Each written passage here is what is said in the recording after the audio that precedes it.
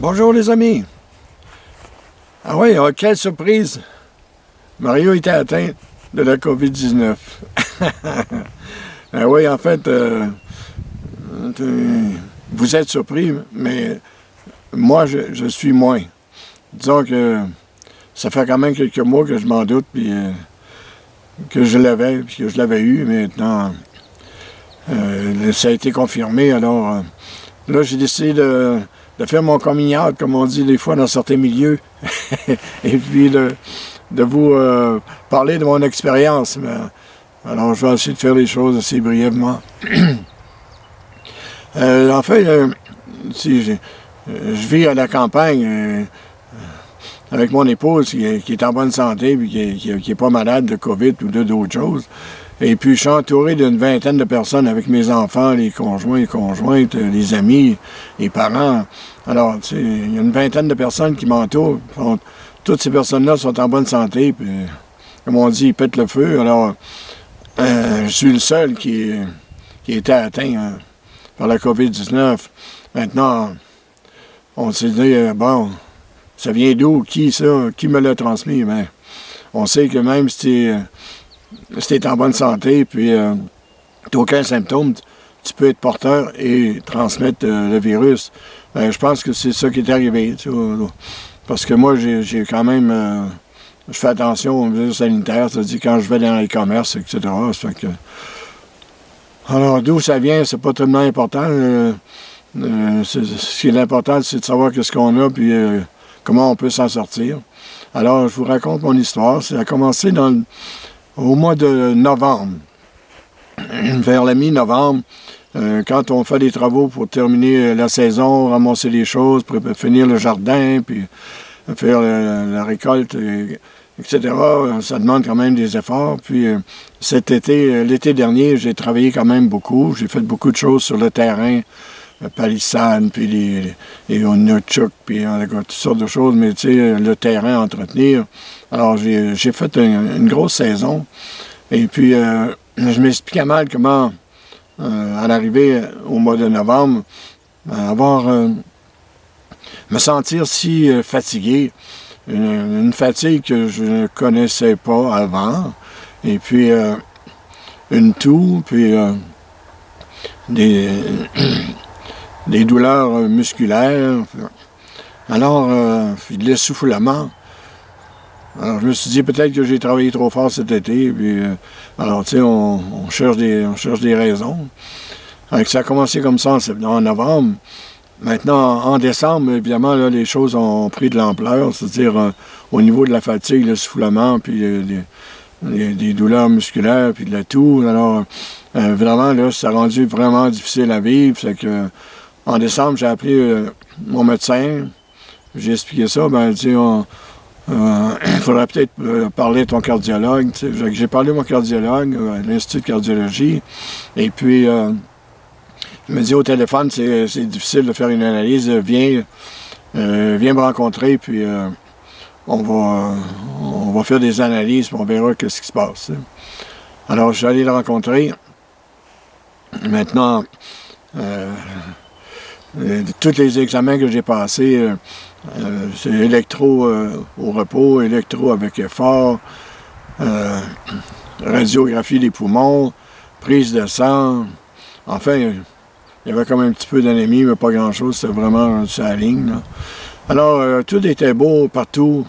Alors, le médecin dit, ouais, il reste ton cœur qu'il faudrait peut-être vérifier. Parce qu'il voyait rien d'autre chose. Il s'expliquait mal ces symptômes-là que j'avais. Étant donné que j'avais pas de température, lui, il dit, c'est probablement autre chose. C'est peut-être ton cœur. Tu sais, tu fais pas de température, tu ne sembles pas avoir la COVID, tu sais. Alors, c'est resté comme ça. Maintenant, j'avais un rendez-vous pour la coronographie un peu plus tard, en janvier, quelque part, à la fin. Mais là, mon état s'est détérioré. Je suis devenu de plus en plus affecté par la fatigue. Et puis, alors, je me traînais, les jambes molles, j'avais l'essoufflement.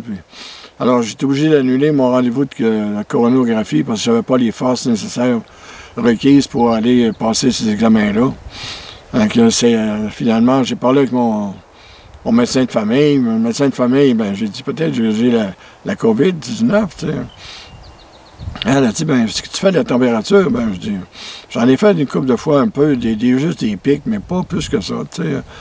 Alors, si tu fais pas de température, probablement que c'est pas ça, tu sais. Alors, je suis resté prêt avec mon problème. Alors, j'ai continué comme ça, à me traîner, et puis au mois d'avril, finalement, je suis allé à l'Institut de cardiologie pour passer, pour avoir une coronographie, puis enfin, ils ont réussi quand même à m'installer un stent dans un artère, puis en tout cas, qui était un peu obstrué, en tout cas. Avec ça s'est quand même bien passé. Mais où je vais en venir, au niveau du résultat, c'est des analyses, c'est que avant que je fasse ma coronographie, ils ont fait une analyse très serrée de mon état de santé depuis les 6 derniers mois. Et puis, c'est là qu'ils en sont arrivés à la conclusion que j'avais eu la COVID-19, parce que c'est comme l'infirmière me disait, la COVID-19, ça veut pas dire que tu vas te ramasser à l'hôpital, puis aux soins intensifs, puis avec des respirateurs. Ça peut arriver qu'il y en a qui l'ont, puis qui ils l'ont pas aussi fort, puis qui s'en sortent très bien, puis ils s'en sortent avec le temps, mais alors ils réussissent à combattre, puis ils sont moins affectés, finalement. Fait que, tu sais, probablement c'est ça qui vous est arrivé, puis vous pouvez vous compter chanceux, finalement, tu sais. Alors, évidemment, mais je dirais mes problèmes d'essoufflement, surtout, ont diminué avec le temps. Puis aussi la fatigue. La fatigue est encore présente, mais moins intense. Et puis les douleurs musculaires ont disparu aussi. Le toux a disparu. Donc je vois que je suis en train de revenir peut-être à une vie normale. Puis d'ici peut-être un mois, je vais retrouver mon énergie. En fait, je crois, j'espère. Avec le beau temps, puis je fais des efforts quand même pour aller faire des exercices de marche, puis faire certains petits travaux. Là, je marche mieux qu'avant. Avant ça, j'avais beaucoup de vertige, c'est-à-dire j'étais étourdi. Alors là, c'est moins pire. Fait que, en fait, c'est ça que je voulais vous raconter, disons. C'est assez incroyable. C'est-à-dire, autour de moi, il y avait du monde sceptique qui pense que la COVID-19, ça n'existe pas. C'est une petite grippe. Mais, tu sais, moi, je suis rendu à 81 ans. J'en ai eu des grippes dans ma vie, quelques-unes quand même. Là. Et puis, c'est des grippes qui ont été résolues en 2-3 jours. Mais là, tu sais, ça fait 3 mois. Là, ça fait que, on peut se poser la question, tu vois, c'est sur la petite grippe. Là, je pense que c'est pas une petite grippe, là. Et puis, je me suis jamais senti aussi diminué, là, puis affecté par la fatigue, puis l'essoufflement, en tout cas. Mais maintenant, ça commence à aller mieux, puis je suis quand même encouragé. Puis je vous encourage aussi, parce qu'en le fond, peut-être qu'un jour, je ne vous souhaite pas, mais on ne sait jamais, il y a des choses on n'est pas à l'exemple de ça, comme je peux voir, même si on fait attention, puis on est entouré de personnes en bonne santé, ça ne veut pas dire qu'on est exempt de l'attraper. Mais je vois que c'est une maladie quand même qui dure longtemps. Puis j'ai vu dernièrement à l'émission Recherche de Radio-Canada, peut-être je vous recommande d'aller le visionner. C'est l'émission Recherche Radio-Canada. C'est une émission du 25 avril où on parle justement des effets secondaires puis de la durée de ces effets-là. Des fois, tu n'es pas aussi malade que ça de la COVID au départ, mais les effets secondaires puis la durée des malaises puis des faiblesses durent longtemps. Et il y a des beaux témoignages qui sont rendus dans ce sens-là, puis des témoignages qui sont quand même crédibles. Donc, c'est mystérieux, pareil, comment on peut l'attraper. J'ai rencontré un infirmier, quand je suis allé à l'Institut de cardiologie, lui, il venait de revenir d'un congé forcé parce que il y avait un de ses garçons qui avait attrapé la COVID. Puis il dit, je comprends pas, mon historien, j'ai 2 garçons qui couchent dans la même chambre. Puis ils ont à peu près le même âge, 2 ans de différence. Il y en a un qui attrape la COVID, puis l'autre, ils sont ensemble dans la même chambre, puis l'autre, il l'a pas. Donc, c'est comme ça. Donc, moi, dans mon cas, ben, moi, je l'ai, mais les 20 personnes qui m'entourent, ils l'ont pas. Ou s'ils l'ont, ils ne verraient pas. Alors, je vous quitte là-dessus, puis prenez soin de vous. Et moi, je vais prendre soin de moi aussi.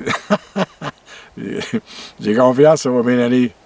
J'ai pas fini mon parcours. Alors, salut.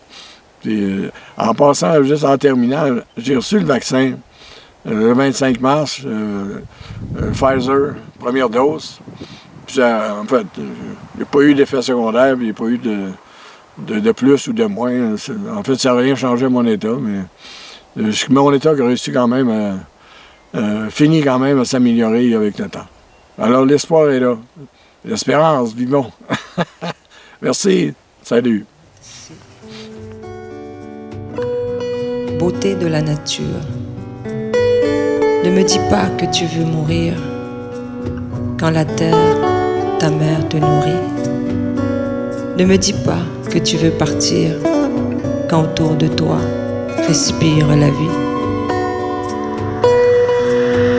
N'entends-tu pas ta sœur la rivière qui t'appelle?